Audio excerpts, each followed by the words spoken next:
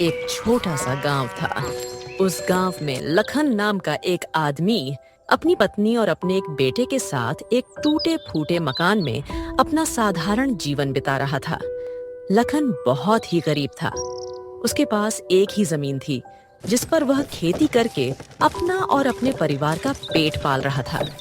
लेकिन उस गांव में पिछले 1 साल से बारिश नहीं हुई थी, जिसके कारण लखन का खेत सूख गया था, जिसके कारण उन्हें अब 2 वक्त की रोटी भी नसीब नहीं होती थी।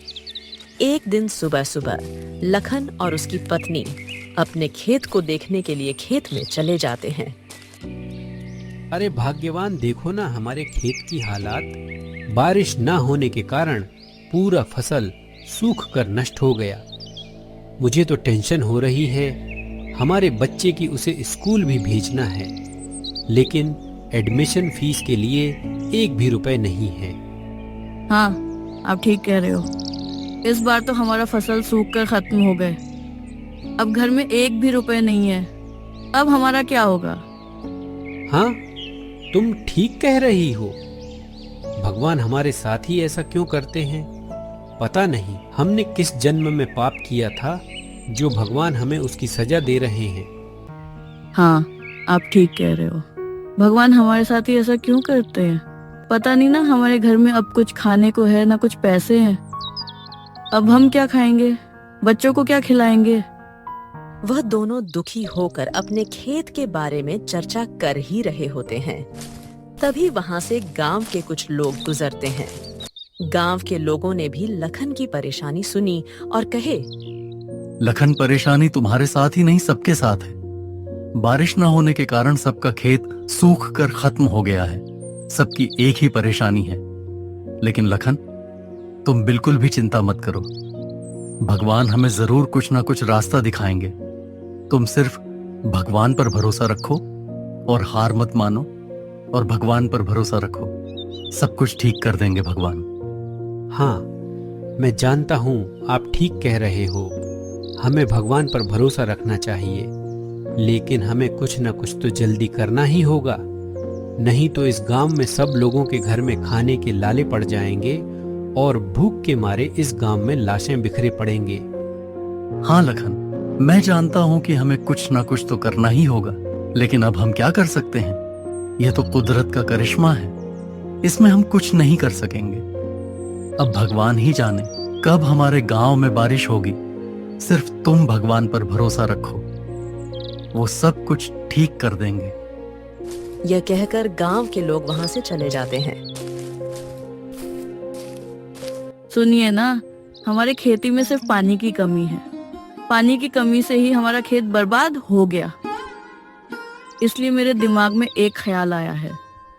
आप हमारे गांव में जिसके भी घर में कुआं है, उस सबके घर में आप जाइए और पानी मांग कर देखिए।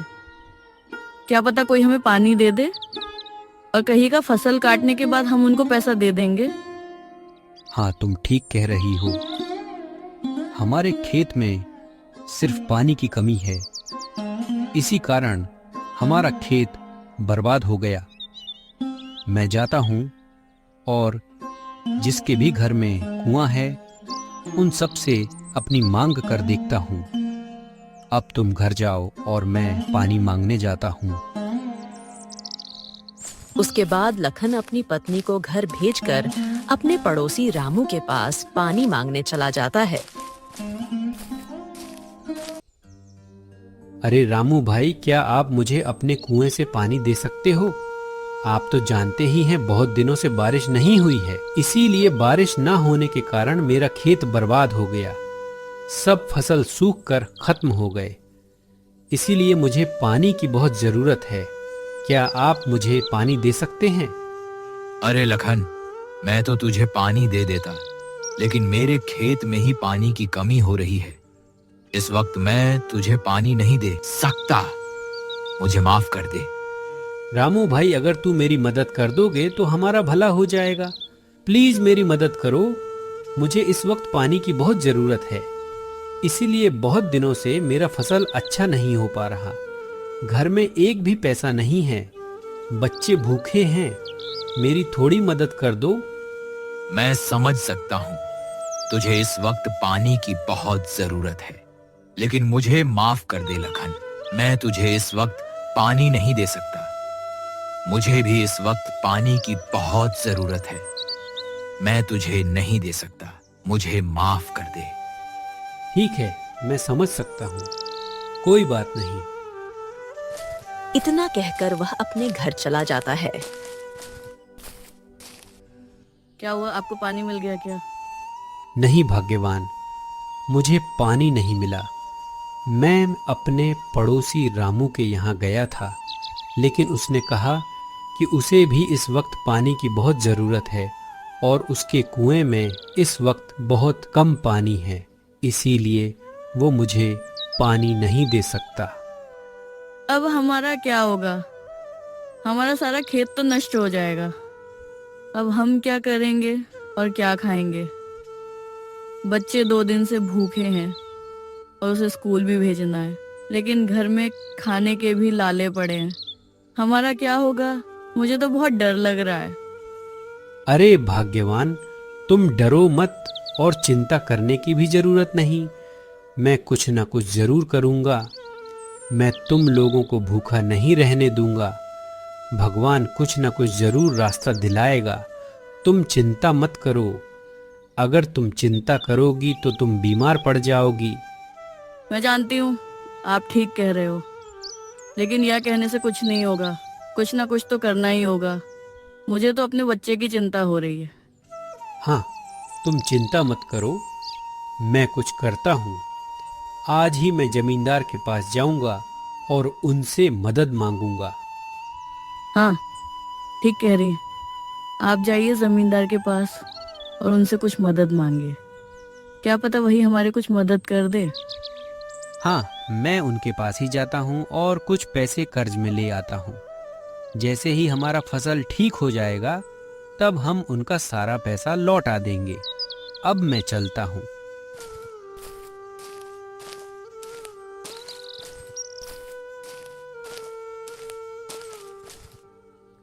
जमींदार जी, आप तो जानते ही हैं, बहुत दिनों से हमारे गांव में बारिश नहीं हुई है। बारिश न होने के कारण मेरा सारा खेत बर्बाद हो गया। सब फसल सूख गए।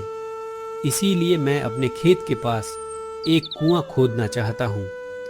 इसीलिए मुझे कुछ पैसे की ज़रूरत है। क्या आप कुछ पैसे मुझे कर्ज में दे सकते हैं? मैं फसल ठीक होते ही आपका सारा कर्ज लौटा दूंगा। हाँ लखन, मैं तेरी मदद कर सकता हूँ। मैं तुझे कर्ज में पैसे दूंगा, लेकिन तुझे मेरी कुछ शर्तें माननी होगी, तभी मैं तुझे पैसे कर्ज में दूंगा।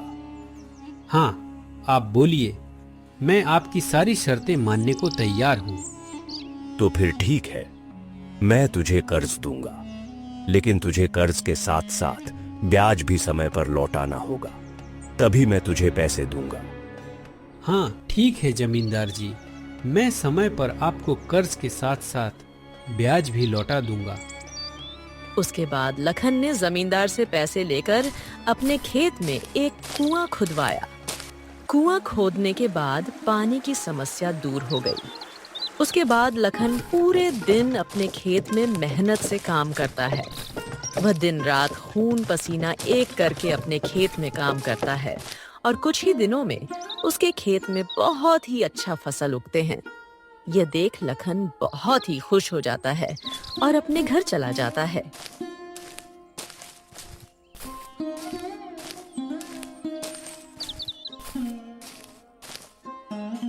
आप आज तो बहुत खुश लग रहे हो, क्या बात है?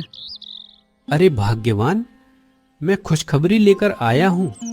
अरे भाग्यवान, हमारा खेत इस बार सबसे अच्छा हुआ है। अब हमें कोई चिंता नहीं करनी होगी।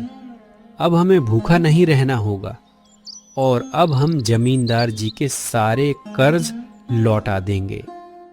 क्या आप सच कह रहे हो? अब तो हमें कोई चिंता नहीं करनी होगी। हमें अब भूखा नहीं रहना होगा और हमारे बच्चे की पढ़ाई भी अच्छे से हो जाएगी। हे भगवान, आपका बहुत बहुत शुक्रिया जो आपने हमें हमारी मुसीबतों से दूर कर दिया। ठीक है, तो अब मैं चलता हूँ खेत की ओर। आज मैं हमारे फसल की कटाई शुरू कर दूंगा। अब मैं चलता हूँ। इतना कहकर वह खेत की तरफ चला जाता है।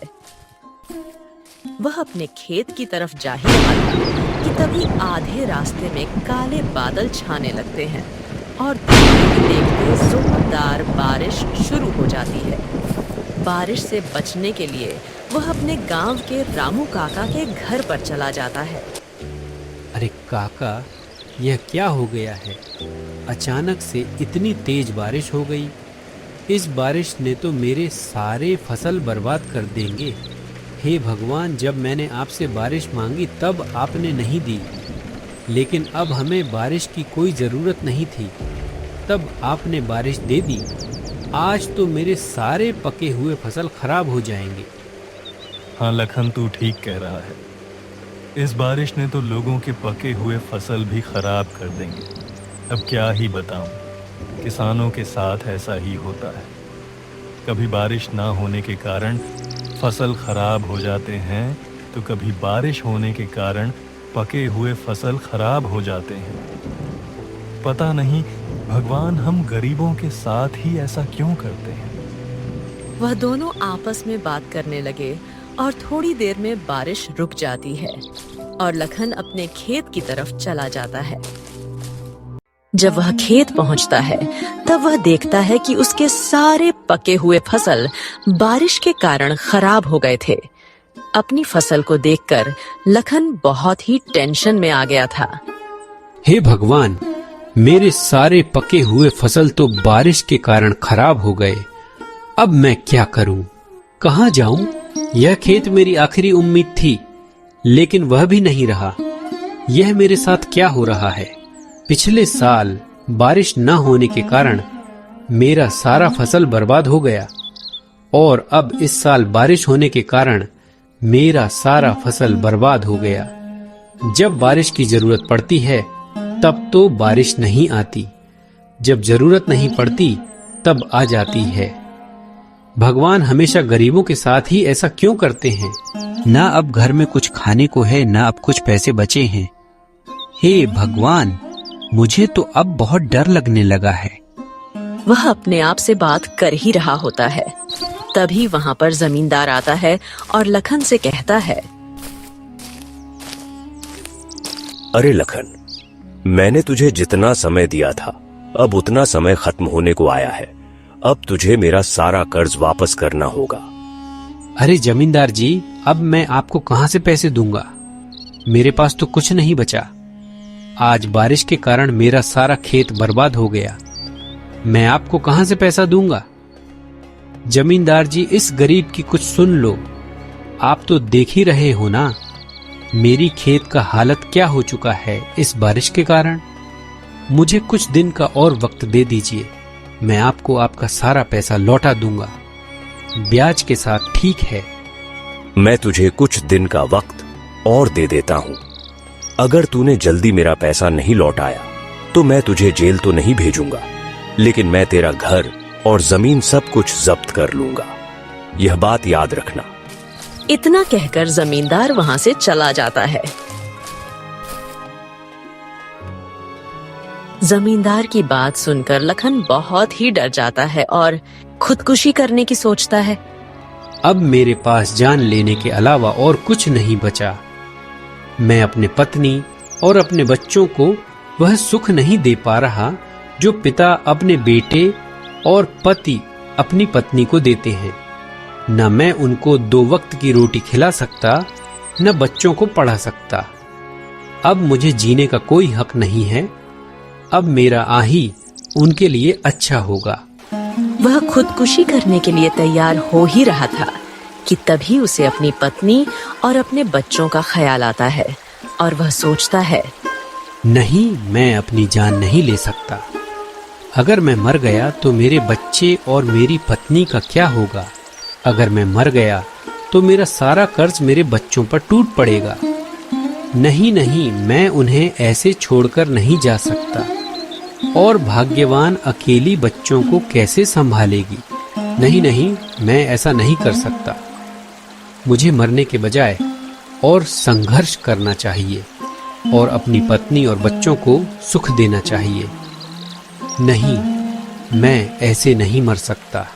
लखन यह सोचकर अपने घर चला जाता है। संगीत शुभम की पत्नी शुभम को उदास देख कहती है, अरे जी, आज आप इतने उदास क्यों हो? क्या हुआ जो आप इतने उदास हो? अरे भाग्यवान, आज की बारिश ने हमारा सारा फसल बर्बाद कर दिया। और आज जमींदार जी मेरे खेत आए थे और उन्होंने कहा कि अगर मैंने उन्हें जल्द ही ब्याज के साथ लौटाना होगा, नहीं तो वह हमारा घर और जमीन सब कुछ जब्त कर लेंगे। मुझे चिंता हो रही है, अब मैं क्या करूं?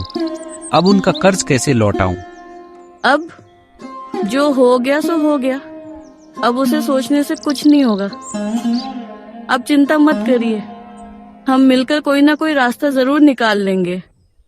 और भगवान जो भी करता है अच्छे के लिए ही करता है, आप चिंता मत करिए। मुझे माफ करना भाग्यवान, मैं तुम्हें सुख नहीं दे पा रहा, न बच्चों को सुख दे पा रहा हूँ। नहीं, आप ऐसा क्यों कह रहे हैं? एक ना एक दिन हम भी सुख से रहेंगे और इसमें आपकी कोई गलती नहीं है। आपने तो बहुत मेहनत की है अपने खेत में। वो तो बारिश आने की वजह से हमारा खेत बर्बाद हो गया, इसमें आपकी कोई गलती नहीं है। आप खुद को मत कोशिश, भगवान हमें एक ना एक दिन जरूर सुख देंगे। आप देख लेना, हम भी एक दिन खुशी खुशी रहेंगे। भगवान के घर में अंधेर है, देर नहीं। आप चिंता मत कीजिए। कुछ पाने के लिए पहले कुछ खोना जरूरी है। और आप दोबारा ये बात मत कहिएगा कि आप हमें सुख नहीं दे पा रहे हैं। मैं बहुत ही भाग्यशाली हूँ जो भगवान ने तुम्हें मुझे पत्नी बनाया। तुम मेरे सारे मुसीबत से एक साथ लड़ती हो, मेरा साथ देती हो। मैं बहुत ही भाग्यवान हूँ जो तुम मेरी पत्नी बनी। तभी लखन का बेटा कहता है, आह! और पापा, मैं अब बड़ा हो चुका हूँ, मैं भी आपकी मदद करूंगा खेत के कामों में। हम सब मिलकर एक साथ काम करेंगे, तभी आगे बढ़ पाएंगे। नहीं नहीं बेटा, तुम अब बहुत छोटे हैं। तुम्हारी उम्र अब खेलने कूदने की और पढ़ाई करने की है। तुम इस उम्र में काम नहीं कर सकते। तुमने कहा, यही मेरे लिए बड़ी बात है। मेरे साथ मेरी पत्नी और बच्चे मेरे साथ, यही मेरे लिए बहुत बड़ी बात है। पापा, मैं आपकी जरूर मदद करूंगा। हम सब मिलकर एक साथ काम करेंगे। मैं स्कूल से आते ही आपके खेत में चला जाऊंगा आपकी मदद करने के लिए, और हम सब मिलकर काम करेंगे। आप मना मत कीजिए, मैं जरूर आपकी मदद करूंगा। अगर तुम इतना कह रहे हो तो ठीक है, तुम भी मेरे साथ मदद करने आना। हम सब मिलकर एक साथ काम करेंगे और सबसे अच्छा फसल उगाएंगे। भाग्यवान, तुम सुनो, मुझे कुछ न कुछ तो करना ही होगा। इस बार भी हमारा फसल बर्बाद हो गया, तो इसीलिए मैं अपने बचपन के दोस्त जितेंद्र के घर जाता हूँ और उससे कुछ मदद मांगता हूँ। क्या पता वह मेरी कुछ मदद कर दे। वो बहुत ही अच्छा आदमी है, वो मेरी मदद जरूर करेगा। हाँ ठीक है, अब जाइए और अपने दोस्त से मदद मांगिए और जल्दी आइएगा। रात मत कीजिएगा आने में। इतना कहकर लखन अपने बचपन के दोस्त घर के घर चला जाता है और कुछ देर चलने के बाद वो अपने बचपन के दोस्त के घर पहुंच जाता है। अरे लखन, इतने दिनों बाद आए हो। घर में सब कुछ ठीक है ना भाभी? बच्चे सब कुछ ठीक है ना? हाँ मेरे दोस्त, बीवी बच्चे तो ठीक हैं। और तुम बताओ, तुम कैसे हो? हाँ, मैं तो बहुत बढ़िया हूँ। इतने दिनों बाद मेरी याद आई। हाँ दोस्त, काम की वजह से मैं कहीं आता जाता नहीं हूँ, इसीलिए। अरे दोस्त, भाभी नहीं दिखाई दे रही है। भाभी घर में नहीं है क्या? हाँ दोस्त, भाभी घर में नहीं है, वो अपने मायके गई है। और तुम बताओ कैसे हो, और काम कैसा चल रहा है? अरे दोस्त, क्या ही बताऊं, पिछले 2 साल से बारिश नहीं हुई है। इसी कारण मेरा सारा खेत सूख कर बर्बाद हो गया। कभी बारिश न होने के कारण खेत बर्बाद हो जाता है, तो कभी बारिश होने की वजह से खेत बर्बाद हो जाता है। अब मुझे कुछ समझ में नहीं आ रहा कि मैं क्या करूं। अरे दोस्त, इसमें टेंशन लेने की क्या बात है? हम तो किसान हैं और किसानों के साथ ऐसा होता ही रहता है। हाँ, मैं मानता हूँ किसानों के साथ यह होता है, लेकिन लगातार पिछले 2 साल से मेरा खेत अच्छा नहीं हुआ। बच्चे घर में भूखे हैं। क्या तुम मेरी कुछ मदद कर सकते हो? अरे हाँ हाँ, क्यों नहीं। मेरे दोस्त, मैं तुम्हारी जरूर मदद करूंगा। गांव में जो दक्षिण दिशा में मेरा जो जमीन है वो तू ले ले और उस जमीन में खेती कर। उस जमीन में तेरा खेत बहुत अच्छा होगा और जो भी धान होगा वो सब कुछ तुम रख लेना। अरे नहीं नहीं भाई, मैं तुम्हारा एक जमीन नहीं ले सकता। एक जमीन की कीमत तो बहुत होता है। अगर मैं तुम्हारा एक जमीन ले लूंगा तो तुम क्या करोगे? अरे तुम उसकी चिंता मत करो, मेरे पास बहुत सारे जमीन है। तुम मेरा वो जमीन ले लो और उस जमीन पर खेती करो और अपने बीवी बच्चों का ख्याल रखो। बहुत शुक्रिया दोस्त, जो तुमने मेरी इतनी मदद की। मैं तुम्हारा यह एहसान कभी नहीं भूलूंगा। अरे इसमें कौन सी बड़ी बात है, तुम तो मेरे बड़े भाई की तरह हो। क्या मैं अपने बड़े भाई की मदद नहीं कर सकता? ठीक है, तो अब मैं चलता हूँ, रात होने को आई है। अरे दोस्त, इतने दिनों बाद आए हो, मैं तुम्हें ऐसे नहीं जाने दे सकता। आज तुम खाना खाकर जाओ। अरे नहीं नहीं दोस्त, माफ करना, मैं आज खाना नहीं खा सकता। मेरे बीवी बच्चे अकेले हैं। मैं किसी और दिन आऊंगा और पक्का तुम्हारे घर में खाना खा के जाऊंगा। ठीक है, लेकिन आना जरूर। इतना कहकर वो अपने घर चला जाता है।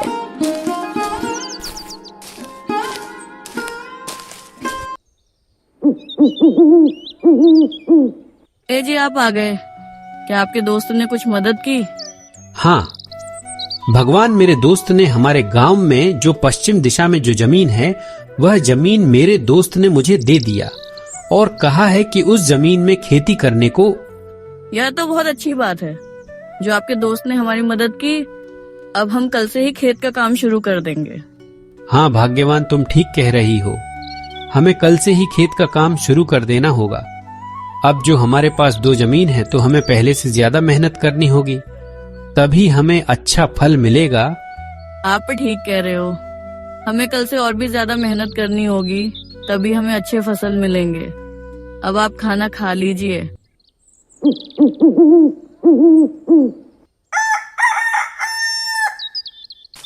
अगले दिन सुबह लखन पहले अपने खेत पर जाता है और दिन भर मेहनत करता है। वह सारा दिन खून पसीना एक कर देता है।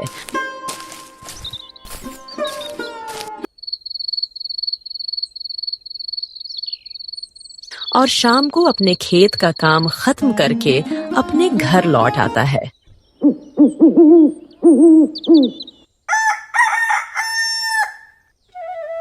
और अगले दिन सुबह लखन अपने दोस्त के दिए हुए जमीन पर जाता है और उस जमीन पर काम करने लगता है और दोस्त के दिए हुए जमीन पर पूरे दिन मेहनत करता है और आखिर में खेत की जुताई का काम खत्म हो जाती है। और कुछ दिनों में बारिश शुरू हो जाता है और देखते ही देखते लखन के दोनों जमीन पर अच्छे फसल उगते हैं। उसके बाद सबसे पहले वह जमींदार का कर्ज चुकता है